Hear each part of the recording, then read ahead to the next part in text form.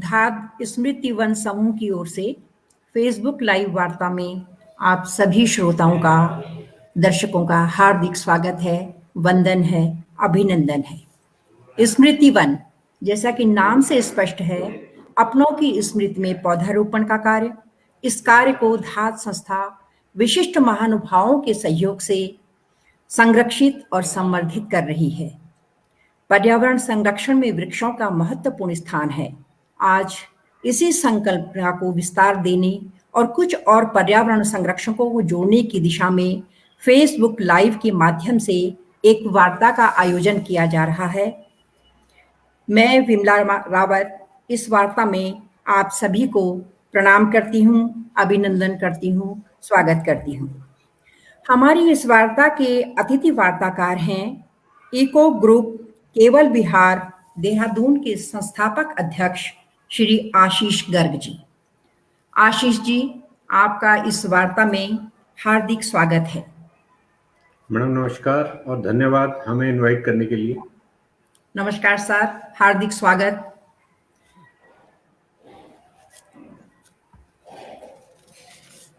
उनके साथ उपस्थित हैं हमारी इस वार्ता में इको ग्रुप के संस्थापक सचिव श्री संजय भार्गव जी। संजय जी, आपका इस वार्ता में भी स्वागत है, हार्दिक वंदन, अभिनंदन। मैं आप सभी को बताना चाहूंगी कि आशीष जी एवं संजय जी घरों से निकलने वाले दैनिक कूड़े को, जो प्लास्टिक और पॉलीथीन के रूप में होता है, रीयूज करके प्लास्टिक की ईंटें बनवाते हैं और पर्यावरण संरक्षण में एक महत्वपूर्ण भूमिका का निर्वहन कर रहे हैं। आप अपने व्यस्ततम समय में से समाज के प्रति भी अपनी जिम्मेदारी समझते हैं। मैं चाहूंगी आशीष जी, सर्वप्रथम आप अपने और अपने परिवार के संबंध में कुछ बताइए। नमस्कार विमला जी और धाद के सभी सदस्यों और जो भी इसको लाइव देख रहा है उन सबको मेरा अभिवादन। जैसा आपने मेरे बारे में पूछा मैडम, मैं बेसिकली एक अपने प्रोफेशन से सिविल इंजीनियर हूँ और मैं ओएनजीसी में कार्यरत हूँ और मेरा एक सस्टेनेबल जो कंस्ट्रक्शन पे काफ़ी बहुत बड़ा बिलीफ है और इसी वजह से हमने जैसे ओएनजीसी में भी एक ग्रीन बिल्डिंग्स बनी है, प्लस दूसरे भी हमारे कई काम होते हैं जो सस्टेनेबल कंस्ट्रक्शन हम करते हैं और उसी से प्रेरित होके मतलब मैंने ये एक जो पर्यावरण की चिंता है सब आपको सबको और इस समय काफ़ी उसके चैलेंजेस भी हैं, तो उसी के चलते हुए हमने सोचा कि एक छोटा सा ग्रुप बनाएं और इसमें काम करें और उसी सिलसिले में हम अपनी तरफ से पहल कर रहे हैं और हमारा ग्रुप वेस्ट मैनेजमेंट पे इस समय सबसे ज़्यादा काम कर रहा है, लेकिन साथ साथ वाटर कंजर्वेशन, फॉरेस्ट प्रिजर्वेशन और भी इससे जुड़े हुए जितने भी, एक्चुअली क्लाइमेट चेंज एक बहुत बड़ी समस्या है आने वाले टाइम में, तो उससे जुड़ी जितनी भी समस्या हैं उन्हीं के निराकरण के लिए हम प्रयास कर रहे हैं। तो ब्रॉडली इतना है। और मेरे परिवार में मेरी मदर हैं साथ में और उनके साथ ही रहता हूँ और उसके अलावा वाइफ सिंधुजा है, वो भी प्रोफेशनल है, कंप्यूटर प्रोफेशनल, और उसके अलावा 2 बेटी हैं। बस इतनी छोटी सी फैमिली है हमारी। धन्यवाद। बहुत सुंदर सर, बहुत अच्छा काम कर रहे हैं आप। और संजय जी, आप लोगों ने अपने मोहल्ले में बेहतरीन कार्य किया। जरूरी था कि जब आप अपने मोहल्ले में कुछ काम करने निकले होंगे तो सबसे पहले आपको लगा होगा कि आपको घर से काम शुरू करना चाहिए। ये व्यवस्था अपनाने में आपको क्या क्या परेशानियां हुई या परिवार ने किस तरह से सहयोग दिया, तो कृपया आप थोड़ा सा एक परिचय अपना, अपने परिवार का और इस संबंध में हमें अवगत कराएं। नमस्कार विमला जी। सबसे पहले मैं बताना चाहूँगा कि मैं जो हूँ एक हटको भारत सरकार की कंपनी है जिसमें सीनियर मैनेजमेंट में मैं कार्यरत हूँ और मेरे परिवार में मेरी वाइफ हैं जो आर्मी पब्लिक स्कूल में वाइस प्रिंसिपल हैं, 2 बेटे हैं। एक बेटा मेरे ही प्रोफेशन से ताल्लुकात रखता है उसने भी आर्किटेक्चर जी किया है ISP भोपाल से, और वो अभी जर्मनी में कार्यरत है। और एक छोटा बेटा मेरा जो है NIT त्रिची से बीटेक कर रहा है, और वो केमिकल इंजीनियरिंग में कर रहा है। बहुत और बढ़िया। साथ में मेरे फादर पिताजी भी हैं जो BHEL हरिद्वार से रिटायर हुए हैं, और जी माता जी भी हमारे साथ ही थी। लेकिन वो 16 साल की लंबी कैंसर से लड़ाई के बाद उनकी जो है पिछले साल उनका जो है देहांत हो गया था सितंबर में। और जो जी है तो छोटा सा हमारा परिवार है, तो कंबाइंड फैमिली है। और जैसा आपने शुरुआत में कही कि सबसे पहले भी कोई भी परिवर्तन लाते हैं तो वो हम अपने आप से ही हम चालू करते हैं, तभी वो जी परिवर्तन एक कामयाबी की तरफ हम बढ़ते हैं। तो सबसे शुरुआत हमने अपने परिवार से ही की, और उसको धीरे धीरे हमने अपनी जो केवल विहार हमारी जो कॉलोनी है उसमें लगभग जी 200 परिवार हैं, घर घर तक जो है हमने वेस्ट मैनेजमेंट सेग्रीगेशन के बारे में जो है जानकारी दी, और उसके बारे में आगे कार्यक्रम में विस्तार से हम बताएंगे आपको। तो जी कोई भी जो है पहल होती है वो अपने से शुरुआत करके वो हम समाज तक ले जा सकते हैं। जी जी धन्यवाद सर। यद्यपि आप लोग जो हैं वो काफी उच्च पदों पर पदासीन हैं, परिवार की जिम्मेदारी है और नौकरी में भी आप एक जिम्मेदार पद पर हैं। आशीष जी, ये इको ग्रुप बनाने का जो विचार था, जो आपको वेस्ट मैनेजमेंट को एक मैनेज करने का जो एक आपका विचार था, वो आपको किस तरह से आया?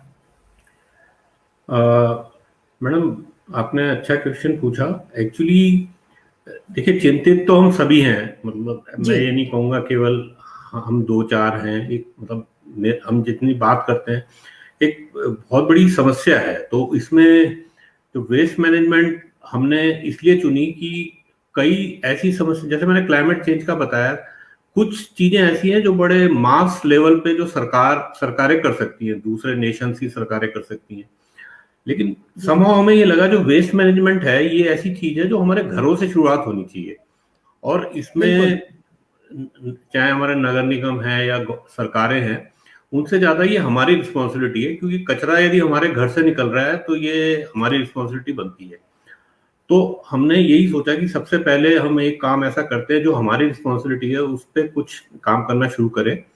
तो जी जैसे होता है, सबसे पहले अपने घर में आप कोशिश करते हैं, तो घर में हमने कुछ एक मॉडल्स अवेलेबल हैं इसके इसके बड़े अच्छे। जैसे एक MSW16 रूल भी है गवर्नमेंट का, जी प्लस इंदौर को यदि आप जानती हैं अच्छी तरह, आई थिंक, तो जी उसमें 4 बार ये नंबर 1 इंडिया का स्वच्छ सिटी बना है। तो उसके जी मॉडल से प्रेरित होकर पहले हमने थोड़ा घर में शुरू किया, और फिर अपनी कम्युनिटी में, जो केवल विहार हमारी एक है यहाँ सहजरा रोड पर, वहां पर शुरुआत की। तो उसमें कई हमारी जी सोसाइटी में पढ़े लिखे और समझदार लोग हैं, तो कई लोग उस पर जुड़े। और लेकिन उसके बाद जैसे संजय जी एक ऐसे थे जो, इसमें क्या होता है कि आपको थोड़ी घर जाके एजुकेट करना पड़ता है, और इसको किसी तरह केवल ये मतलब बातों में ना रह जाए, इसको प्रैक्टिस अमल में लाने का काम एक थोड़ा सा कठिन होता है। तो जैसे संजय जी हमारे, और भी यहाँ पर अमित जैन हैं, राकेश जी हैं, और भी कई लोग साथ साथ जुड़ते चले गए, और हमने सब मिलकर घर घर जाके कोशिश की कि लोग वेस्ट मैनेजमेंट करना शुरू करें। तो इससे हमें सफलता मिली, और ट्रबल आ फिर गया इसमें, देखना। और इसमें हमें काफी सफलता मिली। तो हमें जो दून स्मार्ट सिटी लिमिटेड है, उन्होंने एक कंपटीशन किया था जिसमें RWAs और दूसरी सोसाइटीज का एक बहुत बड़ा कंपटीशन हुआ था 2019 में। उसमें केवल विहार को नंबर 1 स्थान मिला था पूरे शहर में।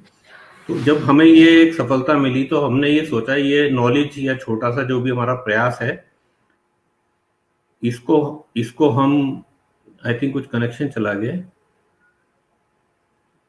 हेलो। जी आशीष जी। हाँ, आपको तो आवाज आ रही है पर पता नहीं हाँ नहीं कनेक्शन। जी जी बिल्कुल। तो उसके बाद हमने इसको सोचा कि ये अपने तक ना सीमित रह जाए, तो इसको फिर हमने RWAs या कई घरों में जाकर, मतलब और कॉलोनीज में जाकर लोगों को प्रेरित करना शुरू किया। और जब ये लगा कि सब लोग जुड़ना चाहते हैं तो हमने सोचा एक ग्रुप को बनाया जाए। तो वेस्ट मैनेजमेंट से हमें प्रेरणा मिली और हमने इस ग्रुप को बनाया और आज हम अलग अलग क्षेत्रों में काम कर रहे हैं और करीब 50 से ज़्यादा हमने कैंपेन्स इसमें कर लिए। धन्यवाद। यदि हम देखते हैं आशीष जी, लगभग देहरादून शहर की यदि हम बात करें तो लगभग 400 टन जो है कूड़ा डेली हमारा निकलता है और प्रदेश की बात करें तो 16 टन के करीब है। तो कुल मिला के हमारे जो कूड़े के पहाड़ बनते जा रहे हैं, वो हम लोग यदि अपने घरों से ही कूड़े को सेग्रीगेट करें तो उसकी एक तरह से एक सॉल्यूशन निकल सकता है कि एक तो हमारा जो जो कुल मिला के जो वेस्ट है उसकी क्वांटिटी कम हो जाएगी और एक तरह से जो हमारे कार्बन फ्यूल्स हैं और जो एक तरह से जो कार्बन फुटप्रिंट्स हैं उसमें भी कमी आएगी। तो एक तरह से जो हमारी इको ग्रुप की जो पहल रही है तो उसमें कुल मिला के जो है हम देखते हैं कि हम जीरो वेस्ट की तरफ बढ़ रहे हैं। तो उसमें यह है कि हमारे घरों से ही जो हमारा कूड़ा है यदि हम उसको सेग्रीगेशन स्टार्ट करते हैं तो हम देखेंगे पहले स्टेज पे ही देखेंगे कि हमारा कूड़ा जो है कुल मिला के 50% तक रह जाता है यदि हम उसमें सूखा कूड़ा अलग कर दें।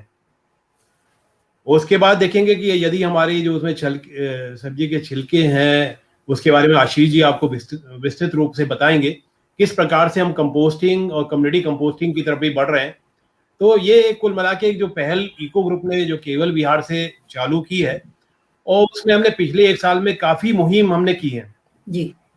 लगभग हमारा जैसे अब विमला जी आपने कहा कि हम लोग अपने कहीं ना कहीं हम लोग सरकारी महकमे में हम लोग अपने दायित्व भी निभा रहे हैं, लेकिन हमारी कोशिश रहती है जो हमारे जो वीकेंड्स हैं शनिवार इतवार है उसमें से हम लोग समय निकालते हैं और समाज को एक तरह से हम जागरूक करते हैं कि हम अपनी जो समस्या है ये खाली सरकारी महकमे जैसे नगर निगम हो गया या स्मार्ट सिटी हो गया या सरकारी विभागों की जिम्मेवारी नहीं है। एज ए इंडिविजुअल सिटीजन नागरिक हम लोग का भी एक दायित्व बनता है कि हम अपनी जवाबदारी से जो है इस मुहिम को जो है अपने शहर को जो है स्वच्छ बनाए। जी जी। सर, आप और हम सब जानते हैं कि स्वच्छता मिशन में पूरे भारतवर्ष में अनेक संस्थाएं सक्रिय हैं और वो कहीं ना कहीं कुछ ना कुछ काम कर ही रहे हैं। मगर हम ये भी देख रहे हैं कि जो शहरों की व्यवस्थाएं हैं, कूड़े के ढेर हैं, उसमें बहुत कमी नहीं आई है और लोगों के अंदर थोड़ा सा इसमें जागरूकता की बहुत कमी मुझे लगती है। मैं आशीष जी आपको ये पूछना चाहती हूँ कि आपको कैसे ख्याल आया कि प्लास्टिक और पॉलीथीन को अगर हम उसका वेस्ट मैनेजमेंट अगर उसको सही तरीके से उसको अगर उसका यूज करें, रीयूज करें उसका, तो कहीं ना कहीं उसमें हमारे जो कूड़े के ढेर हैं, जो गंदगी है, उसमें कमी आएगी। मैं ये भी जानना चाहती हूँ कि जो आपने वर्क किया, जो आपने प्लास्टिक की और पॉलीथीन की जो ईंटें बनवाई हैं, उनका प्रयोग आपने कहाँ कहाँ किया और किस किस रूप में किया और वो कितना सक्सेस है? जी हाँ विमला मैडम, इसमें इस तरीके से है कि जो आपने पूछा जी कि ये आपके कैसे आपने इसको सोचा, तो इसमें देखिए सबसे पहली जो बेसिक चीज हम एक जान लेना बहुत जरूरी है कि अभी तक जितनी भी, जैसे आपने कहा, एजेंसी जो काम कर रही हैं या स्वच्छता मिशन या आप जो काफी देखते रहते हैं, एक सफाई अभियान के बारे में कई न्यूज आती हैं, कई जगह स्वच्छता अभियान भी चलते हैं, लेकिन सबसे बड़ी इशू इसमें यह है कि सारा मिक्स वेस्ट उठता है। मान लीजिए, मिक्स वेस्ट से मेरा मतलब यह है कि जो हमारा जो भी कूड़ा घर से निकलता है उसको मिक्स कर देते हैं और जो कलेक्टिवली घर से अलग अलग घरों से कलेक्ट होकर उसको बड़ी गाड़ियों में उठाकर, जैसे संजय जी ने बताया, करीब 400 टन एवरेज देहरादून से डेली कूड़ा निकल के शीशमबाड़ा एक जगह है वहां पर जाता है, जहां पर एक लैंडफिल साइट कहलाती है, वो उसमें वो उसको डालते रहते हैं। वहां पे आइडिया ये था कि वहां बिजली बनेगी या उसकी खाद बनेगी, लेकिन वो अनफॉर्चुनेटली कुछ हुआ नहीं, तो वो पहाड़ बनते जा रहे हैं और एक बहुत बड़ा संकट वहां पर क्रिएट हो गया है। तो अब बात यही आती है जो संजय जी ने भी बताया, यदि यही कूड़ा हम घर पे ही सेग्रीगेट कर ले तो अभी तक ये जो मिक्स वेस्ट है इसका कोई मतलब नहीं रह जाता। बल्कि इसको ट्रीट करने के लिए आपको और इन्वेस्टमेंट करने पड़ेंगे। लेकिन यदि आप घर पे इसको अलग कर लें तो इन्वेस्टमेंट तो दूर, आपको इससे थोड़ी सी आय हो जाएगी। मतलब खैर आय का हमारा बहुत ज्यादा मोटिव नहीं होना चाहिए, ये रिसाइकलिंग उसमें चला जाता है। इसको एक सर्कुलर इकोनॉमी का नाम दिया गया है कि जब कोई चीज हमारे यहाँ आई तो वो उसको हमने रिसाइकिल करके दोबारा से वो कुछ चीज उसकी दोबारा से प्लास्टिक ही है या कोई भी ऐसी वस्तु है वो रिसाइकिल होके आ जाए। तो ये इतना सिंपल कॉन्सेप्ट है, इसमें कोई रॉकेट साइंस नहीं है जी। तो हमने इसको इसी प्रॉब्लम को जो मिक्स वेस्ट को जो किया जा रहा था उसको हमने सिंप्लीफाई करके ये किया कि अपने घर में उसको सेग्रीगेट कर लें। तो सबसे पहले जो एक बाकी जैसे आपका घर में जो कुछ वेस्ट निकलता है, जो किचन से निकलता है, फूड वेस्ट निकलता है, वो बड़ा इजीली टेकेबल है। उसको मुझे मतलब अलग से कभी अभी डिस्कशन होगा तो थोड़ा बता देंगे। तो वो बहुत इजी है और हम लोग करते भी आ रहे हैं, है ना। लेकिन ये जो प्लास्टिक वेस्ट है, जो हाइड्रोकार्बन्स का एक बाई प्रोडक्ट है, इसका कोई बहुत बड़ा सॉल्यूशन नहीं था। कोशिश की जा रही थी कई एंड्स पे कि इसको प्लास्टिक वेस्ट को रिसाइकिल किया जाए, लेकिन बहुत इफेक्टिव प्रयास एटलीस्ट देहरादून में तो नहीं हो रहे थे। तो हमने ये जो इको ब्रिक्स का एक कॉन्सेप्ट निकाला, उसमें देखिए सबसे बड़ा फायदा ये है जो बहुत बड़ा वॉल्यूम होता है प्लास्टिक का, कोई छोटी सी बॉटल में समा जाता है। उसे आप अच्छी तरह कॉम्पैक्ट कर दें तो एक वो हार्ड जब बन जाती है तो एक ब्रिक का रूप ले लेता है। हम ये नहीं कहेंगे एग्जैक्टली वही ब्रिक बनती है, बट उसी तरीके की एक रूप ले लेती है। तो जब ये ले लेती है तो अब इससे ये फायदा तो हुआ कि घर में जो कचरा बिखरा रहता था प्लास्टिक का, और हम उसे यदि अभी नहीं भेज रहे हैं नगर निगम की गाड़ी में डाल रहे हैं क्योंकि वो तो मिक्स हो जा रहा है वहां, तो उसको घर में हमने जब बोतलों में भरना शुरू किया तो घर में भी जो जमा रहता था, बाल्टियों में पड़ा रहता था या बोरों में पड़ा रहता था, वो भी कम जगह घिरने लगी। और जब ये बन गई इको ब्रिक्स हमारे घर में, जैसे हमने 2018-19 में शुरू किया था, 15-20 ब्रिक्स शुरू हो गई, तब दिमाग में ये आया इसका करें क्या। तो आजकल ऐसा नहीं है कि केवल ये देहरादून में ही हो रहा है। हमने जो इंटरनेशनल साइट्स में कई जगह है, यूके में भी कुछ काम चल रहा था इस पे, वियतनाम, इंडोनेशिया में भी चल रहा था।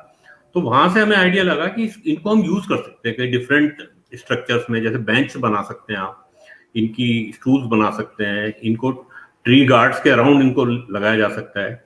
तो हमने धीरे धीरे एक्सपेरिमेंट किए और हमें ये देखा कि ये इतना सारा कूड़ा जो हम लैंडफिल में भेज रहे थे उसको हमने ट्रैप करके उसको एक यूजफुल कामों में यूज कर लिया।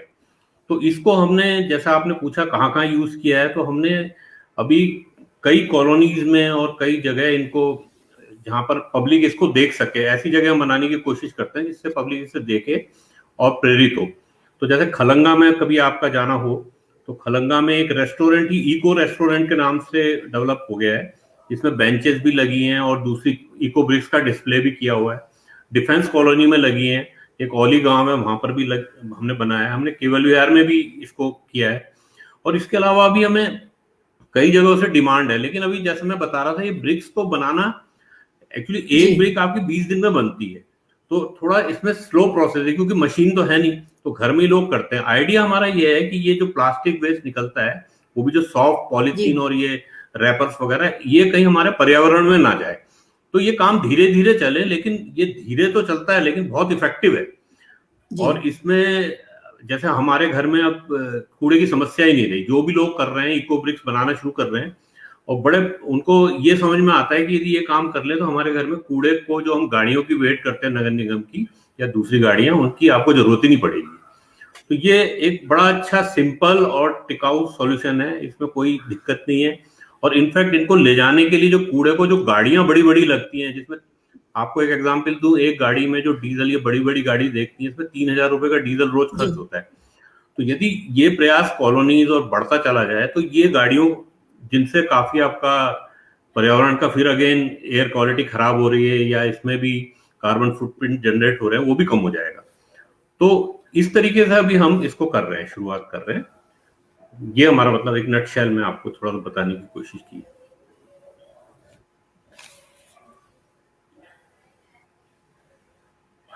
इसमें हम लोग क्या कर रहे हैं विमला जी की, जैसे आशीष जी ने बताया इको ब्रिक के बारे में, इसमें हमारी जो खाली पानी की बोतल है, बिस्लरी की बोतल्स हैं, घर में हमारे तेल की भी जो बोतल्स आती हैं, उनको हम खाली करके उसका उपयोग करते हैं। जैसे मैं आपको दिखाना चाहूँगा, एक छोटी सी एक बॉटल है और इसमें लगभग हमारा 1 महीने का जो प्लास्टिक है, इसमें दूध के भी पैकेट हैं, चिप्स, कुरकुरे, और आज की डेट में यदि हम देखेंगे मार्केट से डेली हमारा जो है कम से कम जो भी सामान आता है वो किसी ना किसी प्लास्टिक रैपर के फॉर्म में आता है।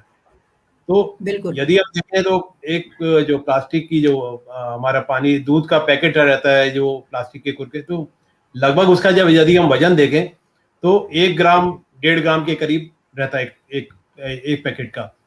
जी। और जो हम लोग इको ब्रिक बना रहे हैं इसका वजन 300 से 400 ग्राम के बीच में जो है, जो 750 ग्राम से 1 लीटर की जो बोतल है उसमें हो जाता है। अब आप ये देखिए कि इसमें हमारा कितना जो है प्लास्टिक, कम से कम हमारा 1 महीने का जो पूरे घर का प्लास्टिक है वो एक बोतल में आता है। बॉटल में यदि आता है। इसको ही हम बोतल को प्लास्टिक से निकालते हैं तो आप सोच सकते हैं कि कितने बड़े क्षेत्र में ये कूड़ा फैल सकता है। और जी। यही है जहाँ यही हम अमूमन देखते हैं कि देहरादून में भी देखेंगे जितने भी हमारे कूड़ेदान है उसके आसपास या खुले क्षेत्र में प्लास्टिक फैला हुआ है। जी। तो एक तरह से इसका एक उपयोग भी हो रहा है कि जो प्लास्टिक की इको ब्रिक्स बन रही है उसको एक साधारण ब्रिक जैसे हमारी होती है, इसको एक स्ट्रक्चर का कंपोनेंट बना के इसकी हम बेंचेस, जैसे आशीष जी ने बताया कि हमने कई जगह हमने बनाई है, और बच्चों को खासकर अभी हमने जैसे डिफेंस कॉलोनी में बनाई है। हमारी नीना रावत जी हैं जो रायपुर से हैं और उन्होंने ओली जो गांव है उसमें जी। काफी लोगों को उन्होंने जागरूक किया है और पूरा गांव की गांव जो है अब वो इको ब्रिक बनाने की मुहिम में जुड़ गया है। ऐसे ही जी। एक हमारी सिद्धार्थ विहार में है लक्ष्मी जी जो है, हमारी लक्ष्मी मिश्रा जी, उन्होंने मुहिम की है। तो एक तरह से हमारे नागरिक जो है सिटीजन्स भी इस मुहिम में जुड़ रहे हैं और अपने क्षेत्र में एक तरह से प्लास्टिक को कंसंट्रेट करके एक बॉटल्स में जो है हम लोग को दे रहे हैं। और अभी तक लगभग हमने करीब 125 किलो तक का जो प्लास्टिक वेस्ट से जो है बेंचेस हम लोग ने 4-5 स्थान पे हम लोग बना चुके हैं। तो इसी जो है मिशन को हमने सोचते हुए जो है हमने जैसे धात संस्था का हमारा स्मृति वन है, तो उसमें एक हमने जो है एक सजेशन दिया क्यों ना यहाँ पर जो है स्मृति में जो इसको बेंचेस को बनाया जाओ, साथ में पर्यावरण को भी जो इसमें बचाव मिलेगा। तो ये की शुरुआत इको ग्रुप की तरफ से जो है हमने सजेशन दिया था और धात ने इसको जो है बड़ी अच्छी तरीके से जो है हम कहेंगे, हम बधाई देना चाहेंगे, धन्यवाद देना चाहेंगे धात संस्था को कि उन्होंने हमारे जो है एक सजेशन को जो है सही मायने में उसको लिया और आगे ये मुहिम मुझे लगता है और गतिमान रहेगी और भी लोग हमसे जुड़ेंगे। इस संबंध में हमने एक वीडियो भी बनाया है जो मैं चाहूंगा कि वो शेयर किया जाए, जिसमें किस प्रकार से इस मुहिम में लोग जुड़ रहे हैं उसमें जानकारी मिलेगी। जी। तो हमारी पृथ्वी धीरे धीरे गर्म हो रही है, ग्लेशियर पिघल रहे हैं, जलाशय सूख रहे हैं, वन और वन प्राणियों की संख्या में धीरे धीरे कमी आ रही है। कार्बन डाइऑक्साइड के साथ साथ एक अत्यंत जानलेवा ग्रीन हाउस गैस है मीथेन, जो हमारे द्वारा जनित कूड़े से पैदा होती है। यही कूड़ा लैंडफिल में जाकर या फिर सड़ता है या जलता है, जिससे आसपास का वातावरण और एयर क्वालिटी खराब होती है। क्या आप जानते हैं जब हम घर पर कूड़ा सेग्रीगेट नहीं करते तो हमारे यहाँ से निकला वो कूड़ा ग्रीन हाउस गैस का उत्सर्जन करता है? क्या आप जानते हैं कि प्लास्टिक वेस्ट 70 से 80% या फिर लैंडफिल में जाता है या एनवायरनमेंट को खराब करता है, नदियों और वाइल्ड लाइफ को और मैरीन लाइफ को दूषित करता है? इको ग्रुप क्लाइमेट चेंज से रिलेटेड जितनी भी समस्याएं हैं उनको हल करने के लिए जुटा है। इसमें प्राथमिकता हमारी इस समय वेस्ट मैनेजमेंट पर है। नमस्कार, मैं संजय भार्गव। हमारे घरों से जो कूड़ा निकल रहा है वो कुल मिला के हमारे कूड़े के पहाड़ बनते जा रहे हैं। देहरादून के नजदीक यदि हम देखें शीशमबाड़ा है। कारण ये है कि हम उसको वेस्ट जो घर से हमारा निकल रहा है उसको सही प्रकार से हम उसका निस्तारण सेग्रीगेशन नहीं कर पा रहे हैं। तो यदि हम वेस्ट को अपने घरों से ही सेग्रीगेट करना चालू करें तो ये समस्या का हम निजात पा सकते हैं। और साथ में हमारे जो कार्बन फुटप्रिंट्स है, जो फॉसिल फ्यूल है, जो हमारा पेट्रोल डीजल इन कूड़ा को उठाने में लग रहा है, उसकी भी हम बचत कर सकते हैं और पर्यावरण को बचा सकते हैं। साथ ही हमारे जो मेटल, प्लास्टिक, पेपर्स हैं वो हम कबाड़ी वाले को बेच सकते हैं और उसको रिसाइकलिंग प्लांट में ही भेज सकते हैं। इको ब्रिक ने आज से 1 साल पहले एक इको ब्रिक की मुहिम चालू की, जिसमें हमारी खाली जो प्लास्टिक की बॉटल्स हैं उसमें हमारे जो पतले प्लास्टिक है, चिप्स, कुरकुरे, दूध के पैकेट है, उनको हम कम्पैक्ट कर रहे हैं और उसके साथ साथ जो हमारे महीने भर का जो पतला प्लास्टिक है उसको एक तरह से इसमें इको ब्रिक्स बना के उसकी हम गार्डन बेंचेस है, फर्नीचर है और उसका उपयोग कर रहे हैं। तो कुल मिला के हमारा वेस्ट एक सोर्स में कन्वर्ट हो रहा है, ना कि एक वेस्ट में।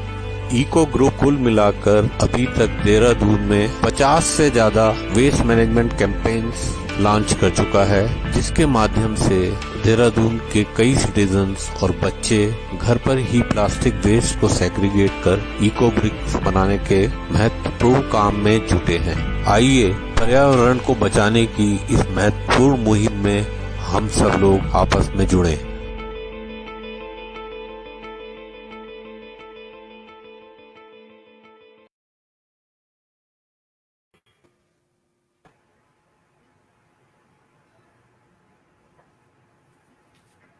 जी, तो इस वीडियो में हमने छोटा सा जो हमारी एक मुहिम है, अब धीरे धीरे हमारे देहरादून के जो और जो हमारे लगभग जैसे हमने बताया इसमें करीब 50-60 कैंपेन हम लोग 60 के करीब कैंपेन कर चुके हैं। आज भी एक हमारा कैंपेन हारावाला में चल रहा है जिसमें वहाँ के लोगों को जोड़ा गया है। जी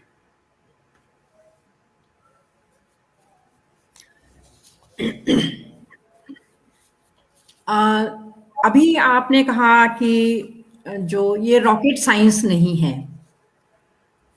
संजय जी, हम अपने चारों तरफ देखते हैं, आसपास पड़ोस में, जब भी हम किसी को इस मुहिम के साथ जोड़ते हैं या कुछ समझाने का प्रयास करते हैं तो आसानी से लोग इसको समझते नहीं हैं। और हम देखते हैं कि ये जो प्लास्टिक का कूड़ा है, चाहे कितना भी जागरूकता फैल रही है, लेकिन प्लास्टिक और पॉलीथीन का जो कूड़ा है ये निरंतर हमारे चारों तरफ फैलता जा रहा है। मैं ये जानना चाहूंगी कि जब आपने ये कार्य शुरू किया, क्योंकि लोग बहुत जल्दी से इस बात को समझते नहीं हैं, लेकिन जब आपने ये कार्य शुरू किया और लोगों को समझाना शुरू किया कि आप घर के लेवल से ही जो है वो इसको कार्य को शुरू करें, तो आपको समाज में रिस्पांस कैसा मिला? लोगों का जो रिस्पांस था वो किस प्रकार का था? देखिए, कोई भी जो शुरुआत होती है उसमें अगर कोई काम आसानी से हो जाए तो वो उसमें कामयाबी नहीं मिलती। तो हम लोग को भी जो हमारा इको ग्रुप है, हम लोग के काफ़ी समय लगा, लगभग हमें 4 से 6 महीना जो है हम लोग लगातार जो है हमारी कॉलोनी में लोगों को जो है हम लोग कन्विंस करते रहे कि इस मुहिम में आप जुड़िए। उनको जागरूक किया गया, बच्चों को इसमें इन्वॉल्व किया गया और पहली स्टेज में तो हम लोगों ने जो है इसमें ड्राई वेस्ट सेग्रीगेशन जो है उस पे जो है हमने काफ़ी ज़्यादा लोगों को इंस्पायर किया और साथ में एक हमारी जो देहरादून की एक जानी मानी संस्था है वेस्ट वॉरियर, उनका जो है सपोर्ट और सहयोग हमें था। तो उनकी तरफ से जो है व्हीकल आता था हर 15 दिन में, जो केवल विहार का जो भी पूरा ड्राई वेस्ट था वो कलेक्ट करके उसको रिसाइकलिंग प्लांट में ले जाते थे। तो और उससे पहले भी आशीष जी आपको बताना चाहेंगे कि एक जो यहाँ पे देहरादून में रोड जो बनी थी कनक सिनेमा से सर्वे चौक तक में, उसमें भी इको जो हमारा केवल विहार है यहीं से जो है इसमें ड्राई वेस्ट जो प्लास्टिक था वो किया गया था, जिसके माध्यम से वो पीडब्ल्यूडी द्वारा सड़क का निर्माण हुआ था आज से 3 से 4 साल पहले।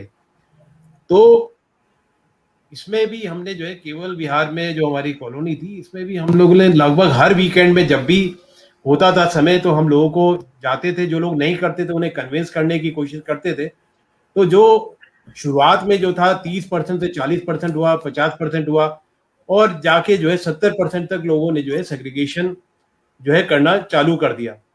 और इस प्रोसेस में अब जो नई जो स्थिति है उसके बारे में आशीष जी जो सरकार के नए निर्णय आ रहे हैं उनके बारे में आपको जागरूक बताएंगे कि किस प्रकार से सरकार का सहयोग इसमें आगे भविष्य में मिलने वाला, इस मुहिम में और गति पकड़ेगी। तो मैं चाहूंगा आशीष जी आप भी इसके बारे में। जी जी हाँ, धन्यवाद संजय जी। इसमें आपने बड़ा अच्छा क्वेश्चन पूछा कि अवेयरनेस की देखिए एक लिमिट है ना, और इसमें जो आपने कहा कि कितना लोग इसे समझते हैं, तो मेरा तो ये मानना बड़ी पॉजिटिव है, ज्यादातर लोग इसको समझते हैं और करते हैं, लेकिन उसके बावजूद कुछ ऐसी पब्लिक है जो शायद नहीं करेगी। अब आप यही देख ही लीजिए कि सब जगह बोर्ड लगे हैं कचरा ना फेंकें, लेकिन लोग कचरा उसी के सामने भी फेंक देते हैं। या यही हाल मतलब जब आप कैंपेन्स के लिए जाते हैं, बिल्कुल तो कुछ 15 या 20% पब्लिक में, कोई इसका एक से फिक्स परसेंटेज तो नहीं है, बट अराउंड आपको ये ऐसे लोग मिलेंगे जो शायद नहीं करना चाहते। तो अब देखिए सरकार का भी इसमें अब यहाँ पर दायित्व सरकार का आ जाता है कि यदि एक अच्छी एक परसेंटेज यदि अवेयरनेस से ही कर रही है और समझदार जनता है जो पर्यावरण के लिए जागरूक है वो कर रही है, तो दूसरे यदि फिर भी नहीं कर रहे हैं तो देखिए फिर तब पेनाल्टी वगैरह ये सब लगनी चाहिए। तो अभी आपके इसी प्रोग्राम के माध्यम से मैं ये बताना चाहूंगा कि अभी रिसेंटली एक डिसीजन हुआ है कि जो हमारे director general of police Shri Ashok Kumar ji हैं, तो उनकी ये पहल थी, और एक और ग्रुप है जो द वॉइस ऑफ दून के नाम से, तो रिसेंटली एक डिसीजन लिया गया है जिसमें डीएम ने ऑर्डर जारी कर दिए हैं कि अब यदि कोई कूड़ा फेंकेगा तो उस पे या इधर उधर फैलाएगा उस पे भी फाइन किया जाएगा, और पुलिस की तरफ से किया जाएगा। अभी तक ये नगर निगम या दूसरी एजेंसी की तरफ। तो अभी आने वाले टाइम में इसमें जागरूकता बढ़ रही है। तो लेकिन अभी ये थोड़ा सा ये जो ऑर्डर आएगा ये 1 महीने की अवेयरनेस के बाद आएगा, पहले अवेयर किया जा रहा है लोगों को कि आप अब तो आने वाले टाइम में अब जागरूकता बढ़ रही है। तो मेरा ये मानना है कि हर तरीके से इसको प्रयास करना पड़ेगा। सबसे पहले तो एजुकेशन और एक हमें अवेयरनेस जागरूकता लानी पड़ेगी, लेकिन उसके बावजूद भी नहीं होता है तो पेनाल्टी और फाइन और इस तरीके की चीजें भी होनी चाहिए। हमारा तो एक सजेशन अभी नगर निगम से ये भी रहेगा कि आने वाले टाइम में आप घर से अनमिक्स्ड वेस्ट उठाना ही बैन कर दीजिए और सेग्रीगेटेड वेस्ट ही लें। और अभी हम देख भी रहे थे कि अभी जो एक डोर टू डोर सब कूड़ा उठाने लगा है नगर निगम, क्योंकि एक कल ही न्यूज पढ़ रहा था जिसमें हमारे मेयर साहब ने एक फ्लैग ऑफ भी किया है गाड़ी को, लेकिन वहां पर वो ये बोल रहे थे कि आप लोग सेग्रीगेट करना भी शुरू कीजिए। तो अब मेयर से भी आने लगा है, पुलिस भी इसमें एक्टिव हो गई है। तो हमें लगता है और हमारी जागरूकता चलती रहेगी और दूसरे जो आप जैसे लोग हैं इसको जब हमें संबल देते रहेंगे तो आने वाले 1 या 2 साल में देहरादून स्वच्छता ट्रू सेंस में जरूर आएगा। एक मैं और बात बता के अपनी बात खत्म करूंगा। अभी हम क्या कर रहे हैं कि कूड़े, देखिए मान लीजिए मैं और आप पड़ोसी हैं, तो मैं अपना घर साफ करता हूँ और आपके गेट के आगे कूड़ा फेंक देता हूँ तो वो सफाई नहीं कहलाएगी। अभी ऐसे ही हो रहा है, हम कुछ जगह साफ करते हैं और कहीं दूसरी जगह उसको पॉल्यूट कर देते हैं। हमारा फोकस है कि कूड़े को जड़ से मिटाया जाए, कूड़े को शिफ्ट ना किया जाए, है ना। एक जगह से लेकर दूसरी जगह उसे पॉल्यूट कर दिया, ये कोई सफाई अभियान नहीं हुआ। अल्टीमेटली एक जगह डैमेज कम होता है, दूसरी जगह बढ़ जाता है। तो हमारा आइडिया ये है कि इसको जड़ से निवारण किया जाए इसका, उसी डायरेक्शन में हम आगे काम कर रहे हैं। धन्यवाद। संजय जी और आशीष जी, आपने अपने मोहल्ले में बहुत अच्छा काम किया है और उसी के फलस्वरूप विगत वर्ष में आपके मोहल्ले को प्रथम पुरस्कार भी प्राप्त हुआ है। मैं और संस्था ये जानना चाहेंगे कि भविष्य में आप किस प्रकार से इसका एक वृहद स्वरूप अपनाएंगे और इसके लिए आपने क्या योजनाएं बनाई हैं? देखिए योजना ये हमें, जैसा आपने बताया, हमें ये अवार्ड जो हमारी कॉलोनी को मिला था ये 2019 में मिला था। और जब ये हमें अवार्ड मिला तो जैसे मैंने पहले बताया कि हमें वाकई में लगा ये बहुत बड़ी रॉकेट साइंस नहीं है, इसमें थोड़ा सा हमको अपने घर से निकल के कुछ प्रयास करने पड़ेंगे। और जब ये प्रयास किया, सफल हुआ, तो हमारा मतलब मोटिवेशन बढ़ा सब लोगों का जो इसमें जुड़े थे, जिन्होंने किया था। तो तब हमने ये सोचा कि अब इसको अपनी कॉलोनी से बाहर निकल के हम दूसरी कॉलोनीज में जाएं, दूसरे RWAs में जाएं।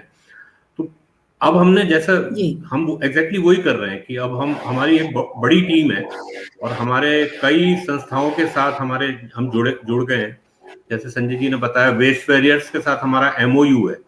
तो MOU में उन्होंने हमें पूरी अवेयरनेस कैंपेन हमारे जिम्मे छोड़ी है, जिसमें खर्रा वाला एक बड़ा सेक्टर है जिसमें हमें काम कर रहे हैं, प्लस जितने रेस्ट ऑफ द वार्ड हैं उसमें भी हम अवेयरनेस कैंपेन्स लॉन्च कर रहे हैं। तो ये सबसे बड़ी देखिए जागरूकता है और आज आपके प्रोग्राम, इस तरीके के प्रोग्राम है, हम शिरकत करते हैं, तो उससे यही होता है कि एक जागरूकता बढ़ती है और जैसे जैसे ये फिर जी मल्टीप्लाई होती है ये ऐसे एफर्ट्स।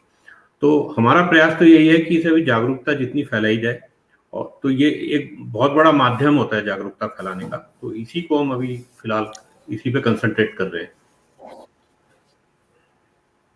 और जी इसके अलावा एक दो पॉइंट जैसे बताए, अब कुछ कुछ चीजें ऐसी हैं कि जैसे उसके बावजूद भी जो हमारा प्लास्टिक वेस्ट फिर भी रह जाता है, तो हम दूसरे माध्यमों जी से, जैसे पीडब्ल्यूडी का बताया, पीडब्ल्यूडी के रोड्स में यदि ये जो एमएलपी प्लास्टिक होती है, जो जिसकी हम इको ब्रेक बना रहे हैं, इसको मल्टी जी लेयर प्लास्टिक बोलते हैं, जो चिप्स कुरकुरे वगैरह ये सब, ये जी जनरली एमएलपीज होती है।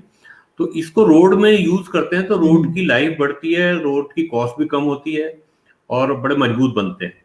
तो हमने ये भी प्रयास किया है इसके माध्यम से कि अब वो पीडब्ल्यूडी यूज करे, लेकिन समहाउ अभी तक ये सक्सेसफुल हो नहीं पाया। तो हम इस वाली मुहिम को भी और तेज करेंगे और जागरूकता फैला के कोशिश करेंगे कि पीडब्ल्यूडी या जी जो प्राइम मिनिस्टर ग्रामीण योजना में जितनी भी सड़क बन रही है, हमने ऑलरेडी लेटर लिख भी दिए हैं उनको, और उसको हम कोशिश करेंगे अथॉरिटीज के माध्यम से जी कि वो जल्दी से इम्प्लीमेंट हो।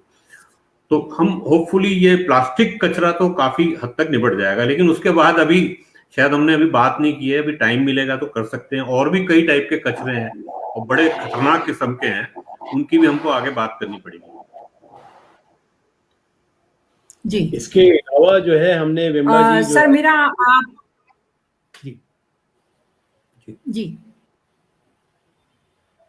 इसके अलावा इको ग्रुप ने वर्ष 2019 में एक पहल और की थी। जैसा कि आपको याद जी होगा कि प्रधानमंत्री जी ने जो है 15 अगस्त 2019 को लाल किले की प्राचीर से एक आह्वान किया था कि सभी लोग जो है कपड़े के थैले लेके जो है उपयोग करें। तो हमारा जो इको जी ग्रुप है, जी जी इन्होंने जून 2019 से ही ये पहल चालू की और 15 अगस्त 2019 को लगभग केवल विहार में सभी जितनी फैमिलीज थी उनको हमने फ्री ऑफ कॉस्ट जो है कपड़े के थैले भी वितरित किए।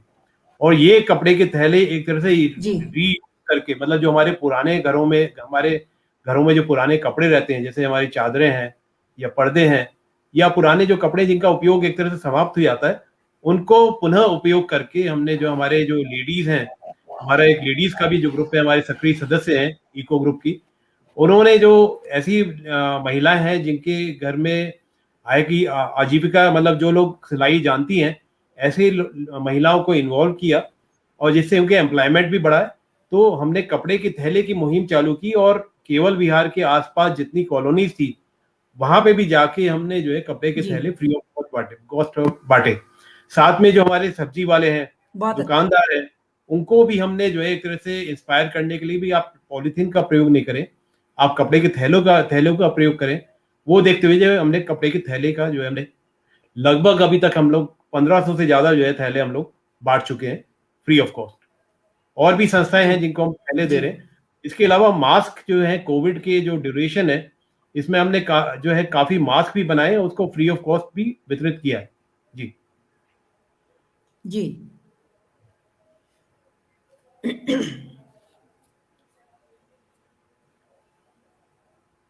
इसके अलावा जो है एक हमने प्लांटेशन की जो मुहिम थी, तो पिछले साल जो है जुलाई अगस्त सितंबर में हमने जो है करीब करीब 700-750 जो है प्लांट्स भी लगाए। और खाली हम प्लांट्स नहीं लगा रहे, उनका प्रोटेक्शन का भी ध्यान रख रहे हैं। तो हमने बीएसएफ, आईटीबीपी जी और अलग अलग कॉलोनीज में जाके जो है प्लांटेशन भी फ्री ऑफ कॉस्ट किया है। और ये कोई हमारा कमर्शियल इसमें मोटिव नहीं है, हम फ्री ऑफ कॉस्ट अपनी ही जेब से जो है हम एक कंट्रीब्यूशन करते हैं और वो जाके जो है एक तरह से डोनेशन फॉर्म में, या कोई संस्था या फॉरेस्ट डिपार्टमेंट यदि हमें कुछ पेड़ दे देता है तो वो हम जो है लगा रहे हैं। और कई जगह से हमारी रिक्वायरमेंट भी आ रही है कि आप हमारे यहाँ आइए और वृक्षारोपण कीजिए। धन्यवाद।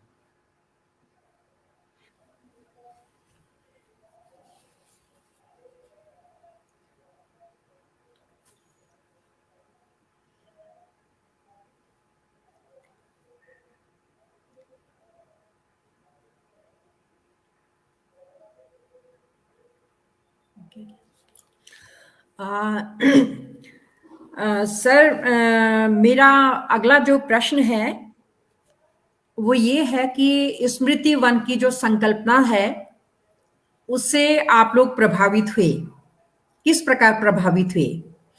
और जैसा कि स्मृति वन और आपकी संस्था इको ग्रुप दोनों ही एक पर्यावरण संरक्षण की दिशा में काम कर रहे हैं, तो मैं ये जानना चाहूंगी कि क्या भविष्य में आप स्मृति वन से स्थायी रूप से जुड़ते हैं? देखिए, ये जो स्मृति वन है, ये कॉन्सेप्ट मतलब मैं बहुत बहुत बधाई दूंगा जिसने भी धार में जिन सदस्यों ने इसको प्लान किया। देखिए, पेड़ों से तो हमारा भी लगाव जी, रहा जी है सर। बचपन से भी, और इको ग्रुप में भी अपने, जैसे संजय जी ने बताया, हम प्लांटेशन का काम तो हम भी जोरों शोरों से करेंगे। लेकिन ये बड़ा यूनिक प्रयास है कि आज तक जैसे अपने प्रियजनों जो चले जाते हैं हमें छोड़ के, उनको हम कई माध्यमों से याद रखने की कोशिश करते हैं, लेकिन मुझे लगता है कि उनके याद में जो पेड़ लगा दिया जाए तो उससे बड़ा कोई उनको याद रखने का माध्यम नहीं हो सकता। तो इसके लिए तो आप सब लोग बहुत बधाई के पात्र हैं। और जैसे ही हमको ये पता चला कि स्मृति वन एक जी ऐसी धन्यवाद सर। जगह है जिसमें प्रियजनों की याद में ये वृक्ष लगाए जाते हैं, और संभव हमारा इससे जुड़ने का हमें मिला, तो हमारी तो अब ये तो रहेगा ही कि हम यहाँ पे पेड़ लगाएं और लोगों को प्रेरित करें कि वो अपने प्रियजनों की याद में पेड़ लगाएं। लेकिन जैसा होता है कि हमें भी लगा कि हम जो प्रयास कर रहे हैं कि वो भी उस माध्यम से हम किसी तरह जुड़ जाएं। तो जब ये हमें वहां पर एक इनवाइट किया गया जो धार संस्था द्वारा, तो जब हमने अपनी वेस्ट मैनेजमेंट कैंपेन, हमारा तो आइडिया ये था कि हम जो वहां पर जो सदस्य आएंगे उनको बताएंगे, जिससे वो अपने घरों में जाके इसको करें और अपनी कॉलोनीज में प्रेरित करें वेस्ट मैनेजमेंट के लिए। लेकिन वहीं पर ये आइडिया भी आ गया कि क्योंकि वहाँ शायद कुछ बैठने के लिए बेंचेस की भी जरूरत है, तो इंस्टेड हम उसको कहीं और से बनवा के लाएं और उसको में खर्चा करें, तो व्हाई नॉट टू एक और बड़ा संदेश दें कि ये यहाँ पर जितनी भी बेंचेस बन रही हैं वो भी एक पर्यावरण को बचा के ही बन रही हैं। जैसे पेड़ हमारे पर्यावरण की वो सुरक्षा कर रहे हैं, पर्यावरण को और बढ़ावा दे रहे हैं, और मतलब एक अच्छी बायोडाइवर्सिटी उस वन में अभी क्रिएट हो जाएगी आने वाले टाइम में, जब ये जो वृक्ष बड़े होंगे और घने हो जाएंगे और ये बेंचेस भी वहां पे होंगी, तो एक बहुत ही बड़ा एक संदेश जाएगा। और इसके अलावा और भी बहुत प्रयास हम करेंगे, और हम जैसा आपने कहा हम इसके साथ स्थायी रूप से जुड़े हैं, और केवल वेस्ट मैनेजमेंट ही नहीं और भी पर्यावरण को संरक्षित करने के कई माध्यम हैं, वो सबके सब हम यहाँ अप्लाई करने की कोशिश करेंगे, जिसमें अभी मैं आप लोगों की संस्था से बात करके ही हम अपने सुझाव दे पाएंगे। यहाँ पर अभी बताना थोड़ा प्रीमेच्योर हो जाएगा, लेकिन हमारे दिमाग में है क्या क्या किया जा सकता है, जरूर करेंगे उसके लिए। धन्यवाद।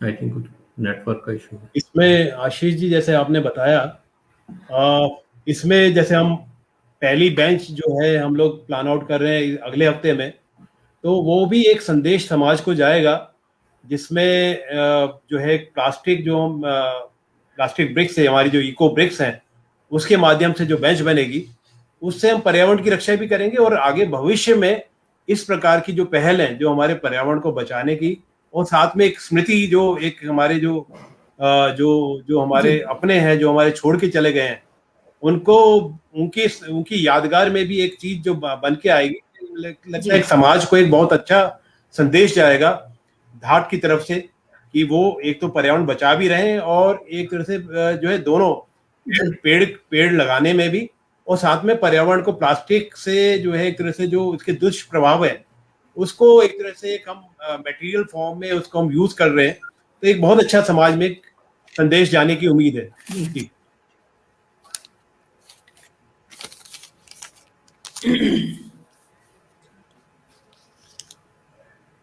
तो इको ग्रुप जो है बधाई देना चाहेगा। निसंदेह सर, सिविल इंजीनियरिंग जी सर, निसंदेह सिविल इंजीनियरिंग और वास्तुकला का संगम उत्तराखंड के वेस्ट मैनेजमेंट में एक नया मुकाम हासिल करेगा, ऐसी मेरी मैं जो समझती हूँ। आप दोनों महानुभावों ने अपना अत्यंत कीमती समय आज की वार्ता के लिए दिया। मैं धाद और स्मृति वन की ओर से, अपने तमाम साथियों की ओर से आपको हृदय से धन्यवाद देती हूँ और ईश्वर से प्रार्थना करती हूँ कि आप जिस मुकाम से जुड़े हुए हैं उसमें आपको खूब खूब सफलता मिले। धन्यवाद। यदि आप स्मृति वन से जुड़ना चाहते हैं तो धात के कमेंट बॉक्स में एक लिंक दिया हुआ है, उसमें पूरी जानकारी है सदस्यता लेने की और उसमें काम करने की। तो आप वहां से जो यदि आप जुड़ना चाहते हैं, और मैं तमाम श्रोताओं से भी कहना चाहूंगी कि जो लोग भी इस मुहिम से जुड़ना चाहते हैं वे धात के कमेंट बॉक्स में जाएं, लिंक में जाएं और उसको खोलें, और वहां आपको पता चलेगा कि आप किस किस प्रकार से सदस्यता ग्रहण कर सकते हैं और किस प्रकार से आप वहां पर पेड़ लगा सकते हैं और किस प्रकार से आप उन पेड़ों को जो देख रेख है, देखभाल है, और बहुत अच्छी देख रेख होती है वहां पर, बहुत अच्छी देखभाल होती है, तो ऐसा भी कर सकते हैं।